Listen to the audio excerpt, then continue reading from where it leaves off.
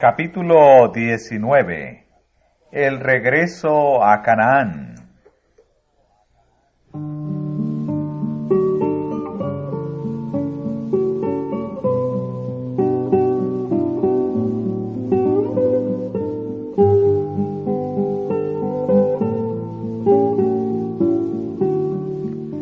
Atravesando el Jordán, llegó Jacob sano a la ciudad de Siquén, que está en la tierra de Canaán.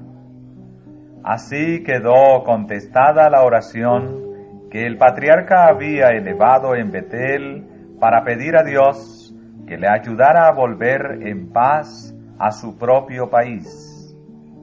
Durante algún tiempo habitó en el valle de Siquén. Fue allí donde Abraham, más de 100 años antes, había establecido su primer campamento y erigido su primer altar en la tierra de promisión. Allí Jacob compró una parte del campo, donde tendió su tienda, de mano de los hijos de Hamor, padre de Siquén, por 100 piezas de moneda. Y erigió allí un altar, y llamóle el Dios de Israel.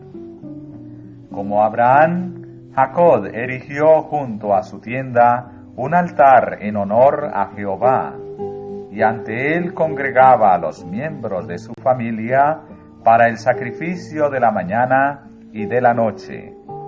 Fue allí donde cavó un pozo al cual se llegó 17 siglos más tarde el Salvador, descendiente de Jacob, y mientras junto a él descansaba del calor del mediodía, habló a sus admirados oyentes del agua que salta para vida eterna.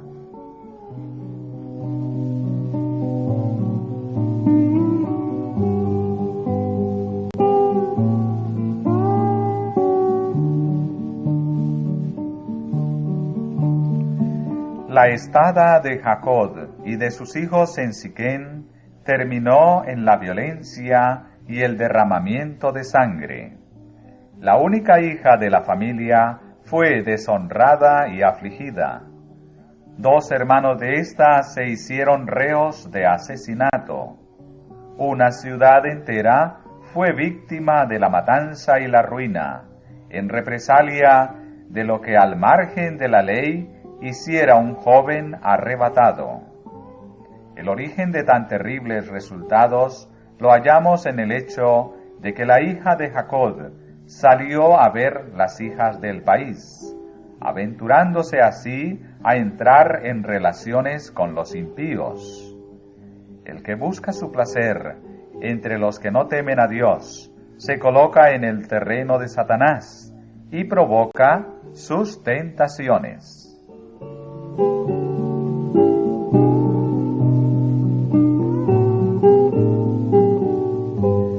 La traidora crueldad de Simeón y de Leví no fue inmotivada, pero su proceder hacia los siquemitas fue un grave pecado. Habían ocultado cuidadosamente sus intenciones a Jacob, y la noticia de su venganza le llenó de horror. Herido en lo más profundo de su corazón por el embuste y la violencia de sus hijos, solo dijo: «Habéisme turbado con hacerme abominable a los moradores de aquesta tierra. Y teniendo yo pocos hombres, juntarse han contra mí, y me herirán, y seré destruido yo y mi casa». El dolor y la aversión con que miraba el hecho sangriento cometido por sus hijos se manifiesta en las palabras con las cuales recordó ese acto casi 50 años más tarde, cuando yacía en su lecho de muerte en Egipto. Simeón y Leví, hermanos, armas de iniquidad sus armas. En su secreto no entre mi alma, ni mi honra se junte en su compañía. Maldito su furor, que fue fiero, y su ira, que fue dura.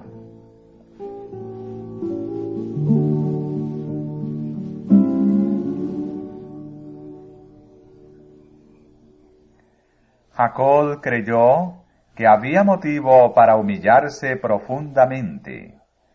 La crueldad y la falsía se manifestaban en el carácter de sus hijos. Había dioses falsos en su campamento y hasta cierto punto la idolatría estaba ganando terreno en su familia. Si el Señor los tratara según lo merecían, ¿no los abandonaría a la venganza de las naciones circunvecinas?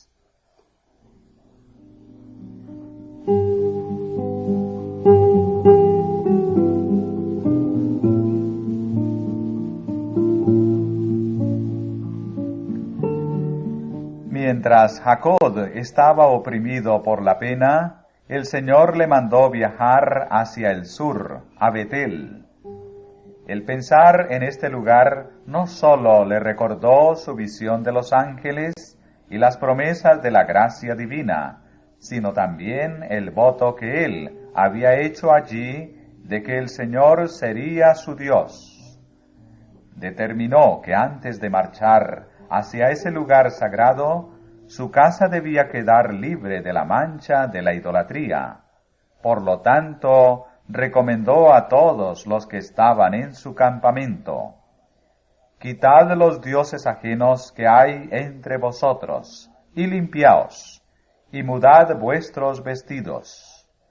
Y levantémonos, y subamos a Betel, y haré allí altar al Dios que me respondió en el día de mi angustia, y ha sido conmigo en el camino que he andado.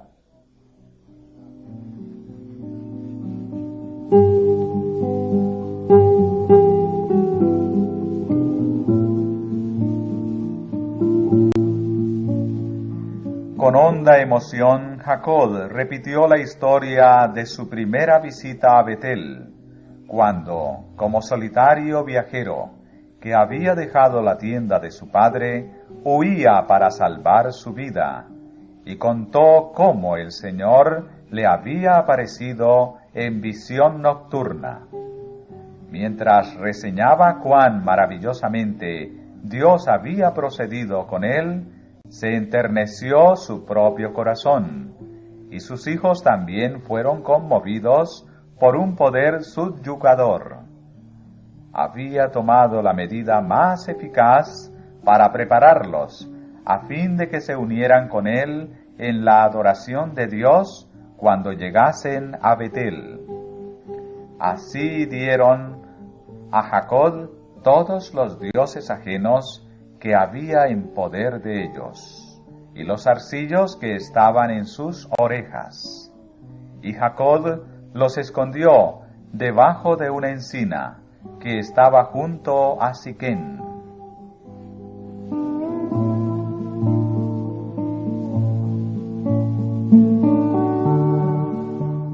Dios infundió temor a los habitantes de la tierra, de modo que no trataron de vengar la matanza de Siquén.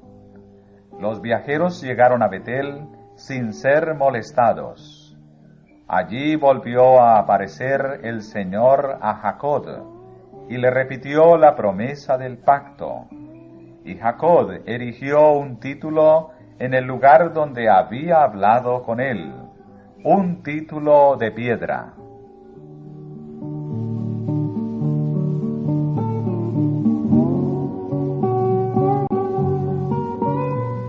En Betel, Jacob tuvo que llorar la pérdida de una persona que había sido por mucho tiempo un miembro honrado de la familia de su padre, Débora, el ama de Rebeca, que había acompañado a su señora de Mesopotamia a la tierra de Canaán.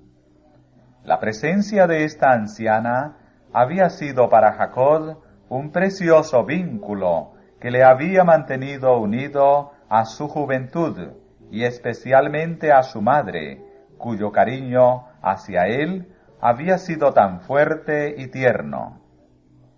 Débora fue sepultada con tanto dolor que la encina bajo la cual se cavó su tumba fue llamada encina del llanto. No debe olvidarse que el recuerdo tanto de esa vida consagrada a un servicio fiel, como del luto por esta amiga de la casa de Isaac, fue considerado digno de mencionarse en la palabra de Dios.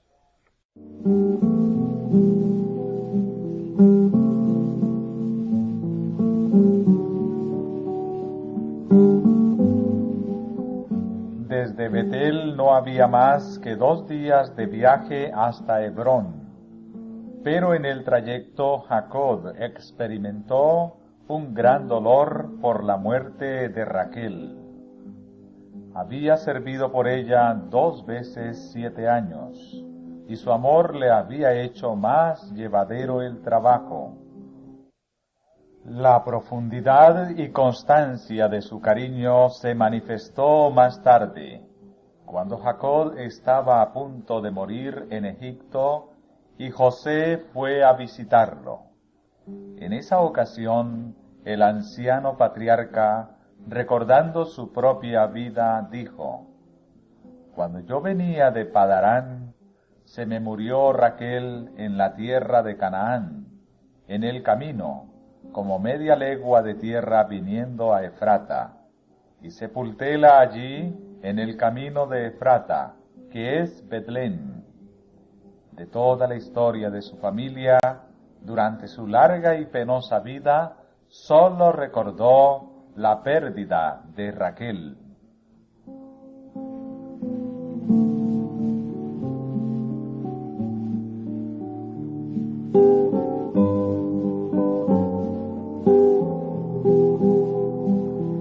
Antes de su muerte, Raquel dio a luz un segundo hijo. Al expirar, llamó al niño Benoní, es decir, hijo de mi dolor.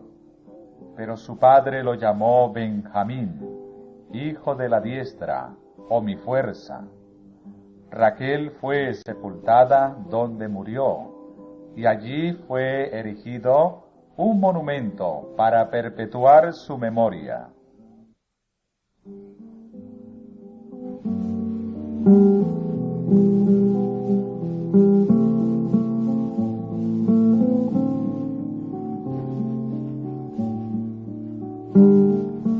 En el camino a Efrata, otro crimen nefando manchó a la familia de Jacob y, como consecuencia, a Rubén, el hijo primogénito, se le negaron los privilegios y los honores de la primogenitura.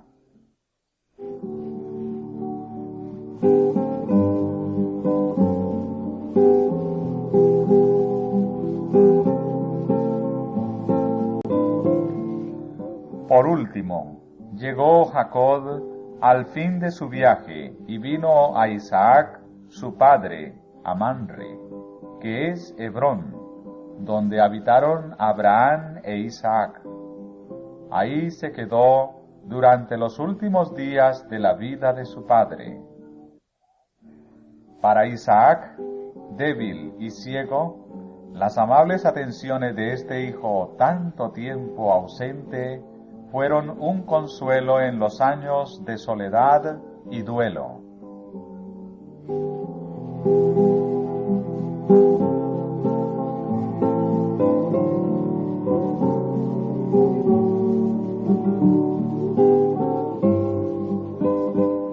Jacob y Esaú se encontraron junto al lecho de muerte de su padre. En otro tiempo, el hijo mayor había esperado este acontecimiento como una ocasión para vengarse, pero desde entonces sus sentimientos habían cambiado considerablemente, y Jacob, muy contento con las bendiciones espirituales de la primogenitura, renunció en favor de su hermano mayor a la herencia de las riquezas del padre, la única herencia que Esaú había buscado y ha valorado. Ya no estaban distanciados por los celos o el odio, y sin embargo se separaron, marchándose Esaú al monte Seir. Dios, que es rico en bendición, había otorgado a Jacob riqueza terrenal, además del bien superior que había buscado. La posesión de los dos hermanos era grande, y no podían habitar juntos, ni la tierra de su peregrinación los podía sostener a causa de sus ganados. Esta separación se verificó de acuerdo con el propósito de Dios respecto a Jacob. Como los hermanos se diferenciaban tanto en su religión, para ellos era mejor morar aparte.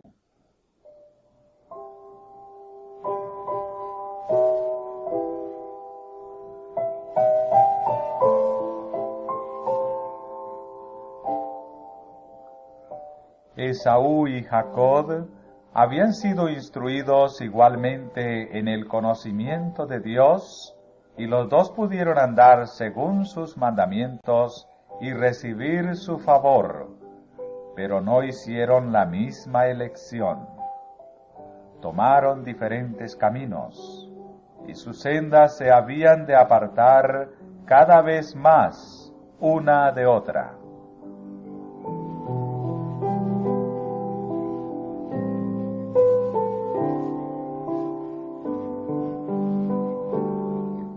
No hubo una elección arbitraria de parte de Dios, por la cual Esaú fuera excluido de las bendiciones de la salvación. Los dones de su gracia mediante Cristo son gratuitos para todos. No hay elección excepto la propia, por la cual alguien haya de perecer. Dios ha expuesto en su palabra las condiciones de acuerdo con las cuales se elegirá a cada alma para la vida eterna: la obediencia a sus mandamientos mediante la fe en Cristo. Dios ha elegido un carácter que está en armonía con su ley, y todo el que alcance la norma requerida entrará en el reino de la gloria.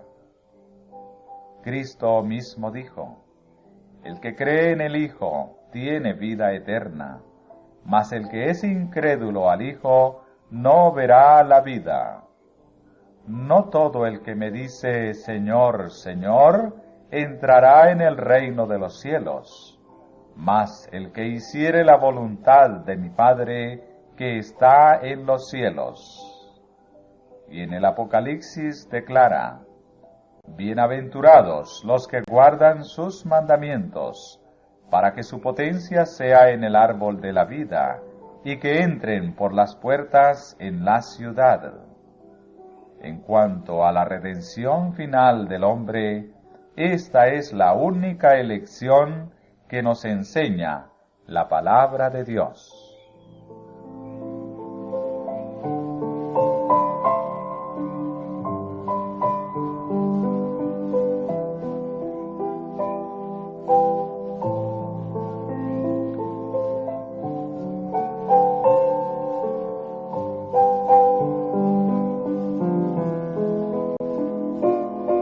Es elegida toda alma que labre su propia salvación con temor y temblor. Es elegido el que se ponga la armadura y pelee la buena batalla de la fe. Es elegido el que vele en oración, el que escudriñe las Escrituras y huya de la tentación. Es elegido el que tenga fe continuamente y el que obedezca a cada palabra que sale de la boca de Dios. Las medidas tomadas para la redención se ofrecen gratuitamente a todos, pero los resultados de la redención serán únicamente para los que hayan cumplido las condiciones.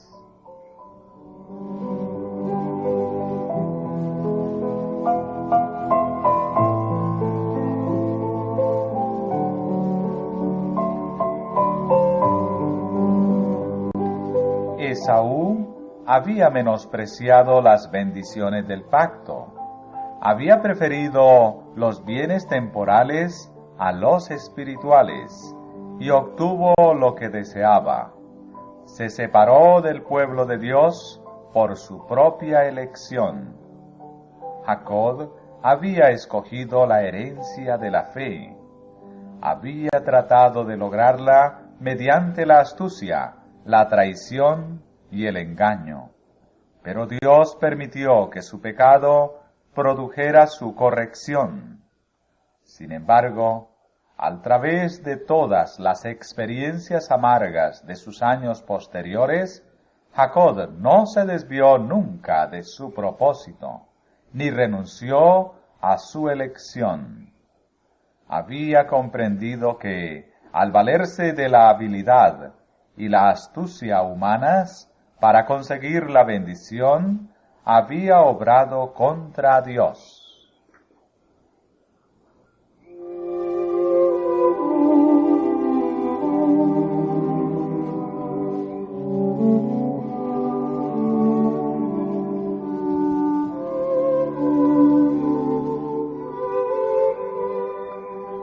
De aquella lucha nocturna al lado del Jabok, Jacob salió hecho un hombre distinto.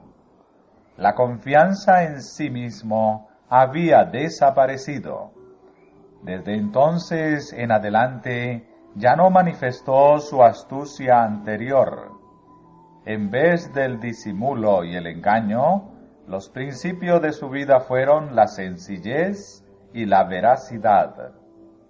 Había aprendido a confiar con sencillez en el brazo omnipotente, y en la prueba y la aflicción se sometió humildemente a la voluntad de Dios. Los elementos más bajos de su carácter habían sido consumidos en la hornaza, y el oro verdadero se purificó, hasta que la fe de Abraham e Isaac apareció en Jacob con toda nitidez.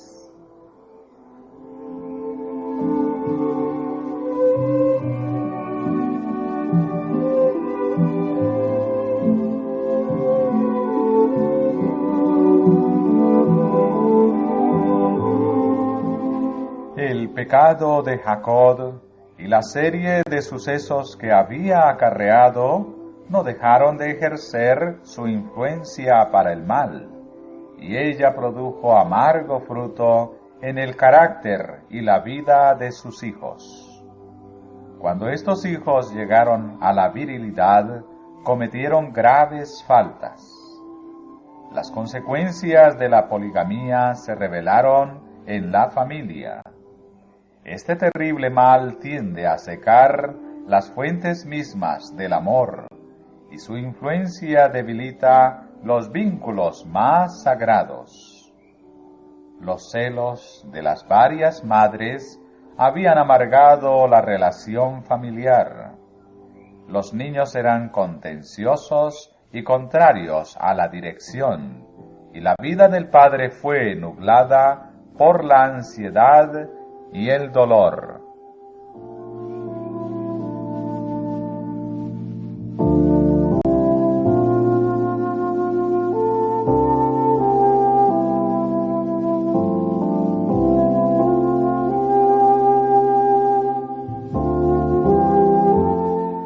Sin embargo, hubo uno de carácter muy diferente, a saber, el hijo mayor de Raquel, José, cuya rara hermosura personal no parecía sino reflejar la hermosura de su espíritu y su corazón. Puro, activo y alegre, el joven reveló también seriedad y firmeza moral. Escuchaba las enseñanzas de su padre y se deleitaba en obedecer a Dios. Las cualidades que le distinguieron más tarde en Egipto, la benignidad, la fidelidad y la veracidad, aparecían ya en su vida diaria. Habiendo muerto su madre, sus afectos se aferraron más estrechamente a su padre, y el corazón de Jacob estaba ligado a este hijo de su vejez. Amaba a José más que a todos sus hijos.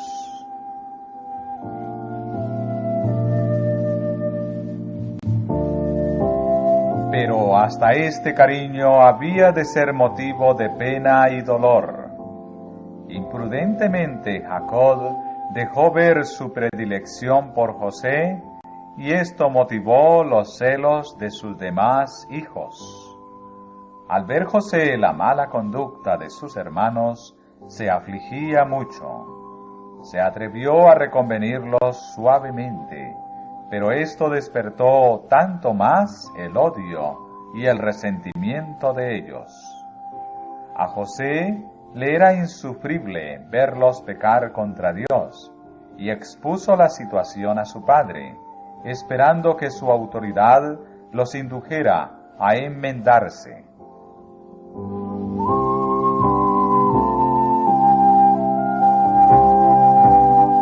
Jacob procuró cuidadosamente no excitar la ira de sus hijos mediante la dureza o la severidad. Con profunda emoción expresó su ansiedad respecto a ellos y les suplicó que honrasen sus canas y no cubriesen de oprobio su nombre, y sobre todo que no deshonrasen a Dios, menospreciando sus preceptos. Avergonzados de que se conociera su maldad, los jóvenes parecieron arrepentidos, pero sólo ocultaron sus verdaderos sentimientos, que se exacerbaron por esta revelación de su pecado.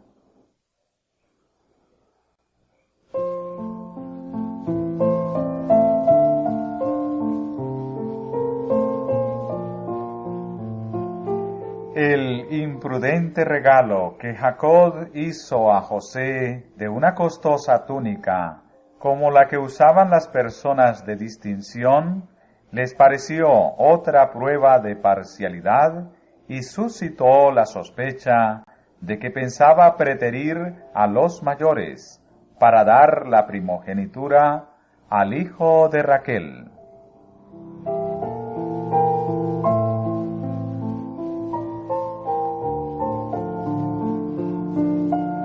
Su malicia aumentó aún más cuando el joven les contó un día un sueño que había tenido. He aquí que atábamos manojos en medio del campo, dijo, y he aquí mi manojo se levantaba y estaba derecho, y que vuestros manojos estaban alrededor y se inclinaban al mío.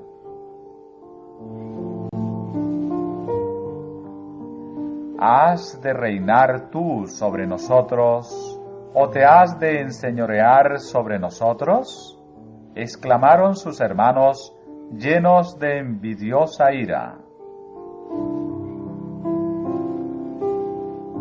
Poco después, tuvo otro sueño de semejante significado que les contó también.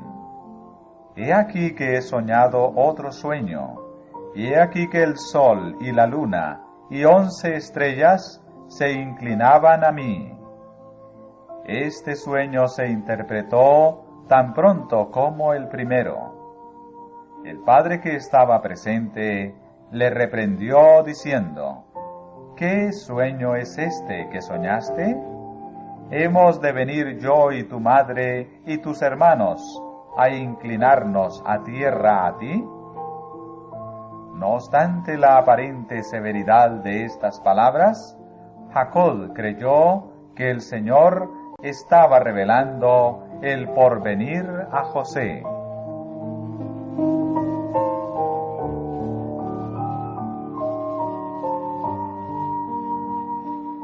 En aquel momento en que el joven estaba delante de ellos, iluminado su hermoso semblante por el espíritu de la inspiración, sus hermanos no pudieron reprimir su admiración, pero no quisieron dejar sus malos caminos, y sintieron odio hacia la pureza que reprendía sus pecados.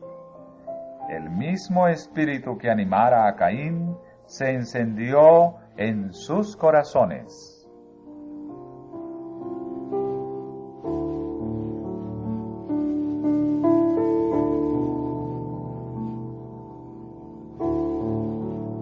Los hermanos estaban obligados a mudarse de un lugar a otro, a fin de procurar pastos para sus ganados, y a veces quedaban ausentes de casa durante meses.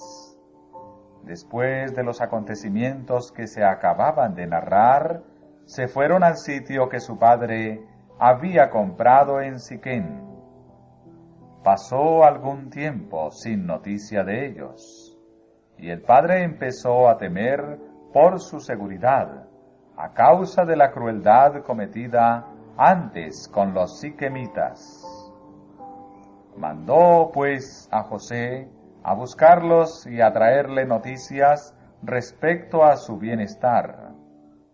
Si Jacob hubiese conocido los verdaderos sentimientos de sus hijos respecto a José, no le habría dejado solo con ellos, pero éstos los habían ocultado cuidadosamente.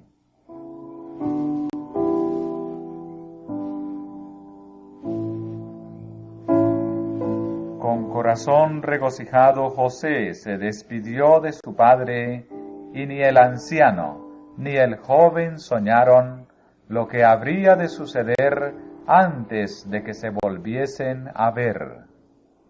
Cuando José, después de su largo y solitario viaje, llegó a Siquén, sus hermanos y sus ganados no se encontraban allí. Al preguntar por ellos, le dijeron que los buscase en Dotán. Ya había viajado más de 50 millas, y todavía le quedaban 15 más. Pero se apresuró, olvidando su cansancio, con el fin de mitigar la ansiedad de su padre y encontrar a sus hermanos, a quienes amaba, a pesar de que eran duros de corazón con él.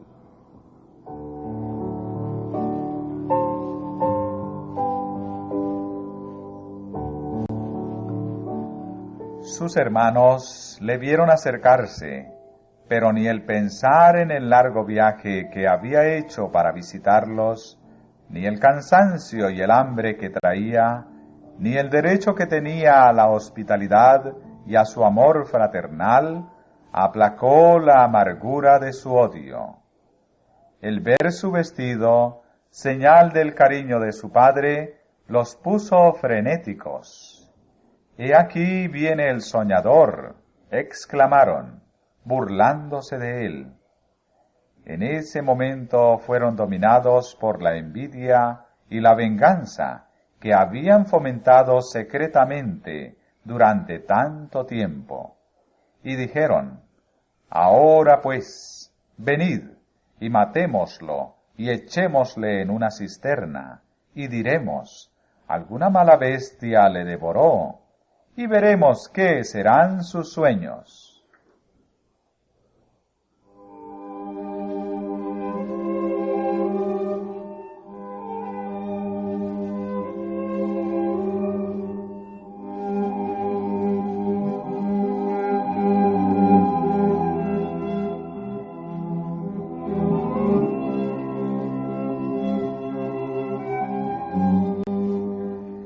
Si no hubiese sido por Rubén, habrían realizado su intención.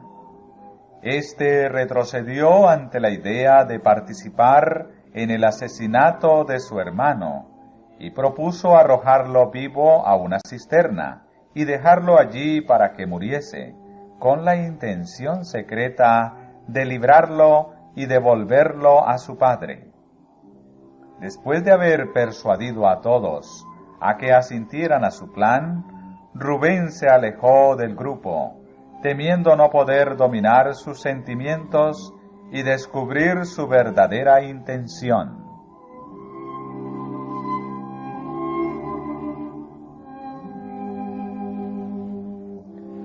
José se aproximó sin sospechar el peligro, contento de haberlos hallado. Pero en vez del esperado saludo, se vio objeto de miradas iracundas y vengadoras que le aterraron. Le asieron y le quitaron sus vestiduras. Los vituperios y las amenazas revelaban una intención funesta. No atendieron a sus súplicas.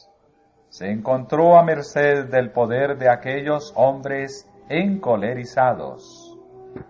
Llevándolo brutalmente a una cisterna profunda, le echaron adentro. Y después de haberse asegurado de que no podría escapar, lo dejaron allí para que pereciese de hambre, mientras que ellos sentáronse a comer pan.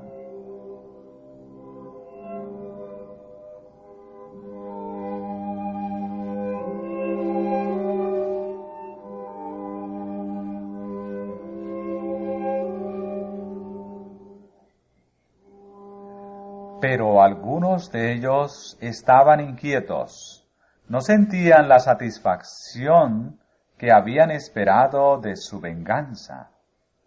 Pronto vieron acercarse una compañía de viajeros. Eran ismaelitas procedentes del otro lado del Jordán, que con especias y otras mercancías se dirigían a Egipto. Entonces Judá propuso vender a su hermano a estos mercaderes paganos, en vez de dejarlo allí para que muriera.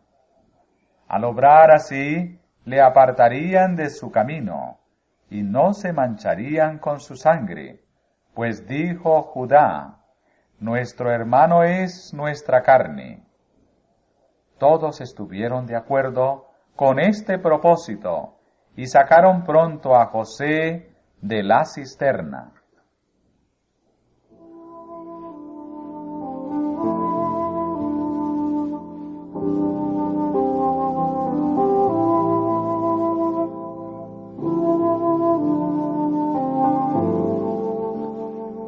Cuando vio a los mercaderes, José comprendió la terrible verdad. Llegar a ser esclavo era una suerte más temible que la misma muerte. En la agonía de su terror, imploró a uno y a otro de sus hermanos, pero en vano. Algunos de ellos fueron conmovidos de compasión, pero el temor al ridículo los mantuvo callados. Todos tuvieron la impresión de que habían ido demasiado lejos para retroceder. Si perdonaban a José, éste los acusaría sin duda ante su padre, quien no pasaría por alto la crueldad cometida con su hijo favorito. Endureciendo sus corazones a las súplicas de José, le entregaron en manos de los mercaderes paganos. La caravana continuó su camino y pronto se perdió de vista.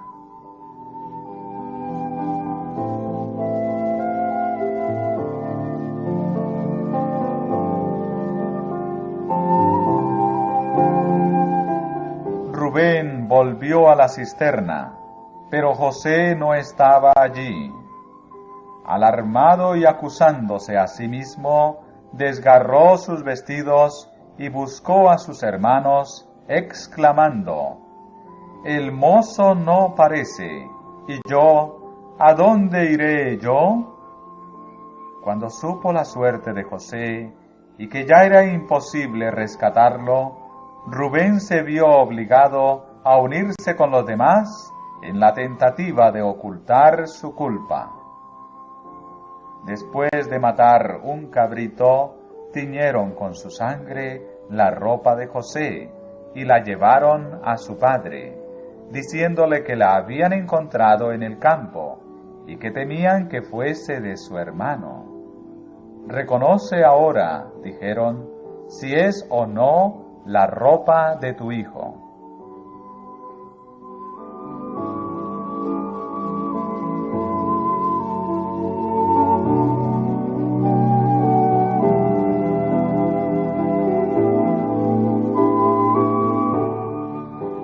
temor habían esperado esta escena, pero no estaban preparados para la angustia desgarradora ni para el completo abandono al dolor que tuvieron que presenciar. La ropa de mi hijo es, dijo Jacob. Alguna mala bestia lo devoró. José ha sido despedazado. Sus hijos trataron inútilmente de consolarlo. Rasgó sus vestidos y puso sacos sobre sus lomos, y enlutóse por su hijo muchos días. El tiempo no parecía aliviar su dolor. Tengo de descender a mi hijo enlutado hasta la sepultura, era su grito desesperado. Los jóvenes estaban aterrados por lo que habían hecho, y sin embargo, espantados por los reproches que les haría su padre, seguían ocultando en sus propios corazones el conocimiento de su culpa, que aún a ellos mismos les parecía enorme.